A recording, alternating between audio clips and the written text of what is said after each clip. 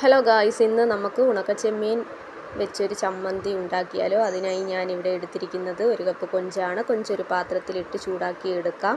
ശേഷം മുറത്തിലിട്ട് നന്നായിട്ടൊന്ന് തിരുമിയെടുക്കാം. എന്നിട്ട് നന്നായിട്ടൊന്ന് പാറ്റിയെടുത്ത് വയ്ക്കാം. ഒരു പാത്രത്തിലേക്ക് ഒരു തേങ്ങയുടെ പീര ഇട്ട് കൊടുക്കാം. തേങ്ങയിലേക്ക് 5-6 കൊച്ചുള്ളി കൂടി സ്ലൈസ് ചെയ്തത് ചേർത്ത് കൊടുക്കാം. എന്നിട്ട് നന്നായിട്ടൊന്ന് ഇളക്കി കൊടുക്കാം. പിന്നെ കുറച്ച് കറിവേപ്പില ഇട്ട് കൊടുക്കാം. എന്നിട്ട് നന്നായിട്ടൊന്ന് ഇളക്കി കൊടുക്കാം. ബ്രൗൺ നിറമായി വരുമ്പോൾ 2 ടീസ്പൂൺ മുളക് പൊടി ഇട്ട് കൊടുക്കാം. എന്നിട്ട് പച്ചമണം മാറുന്നത് വരെ ഒന്ന് ഇളക്കി കൊടുക്കാം. 3-4 കുരുമുളക് കൂടി ഇട്ട് കൊടുക്കാം. നെല്ലിക്ക വലിപ്പത്തിൽ പുളി ഇട്ട് കൊടുക്കാം.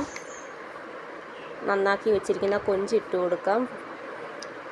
ജസ്റ്റ് നമുക്കൊന്ന് ക്രഷ് ചെയ്തെടുക്കാവുന്നതാണ്. ഫ്ലെയിം ഓഫ് ആക്കിയിട്ട് ഒന്നുകൂടി ഇളക്കി യോജിപ്പിച്ച് ഉപ്പും ചേർത്ത് കൊടുക്കാം. വീഡിയോ ഇഷ്ടപ്പെട്ടിട്ടുണ്ടെങ്കിൽ ഒന്ന് ലൈക്ക് ചെയ്യാൻ മറക്കല്ലേ.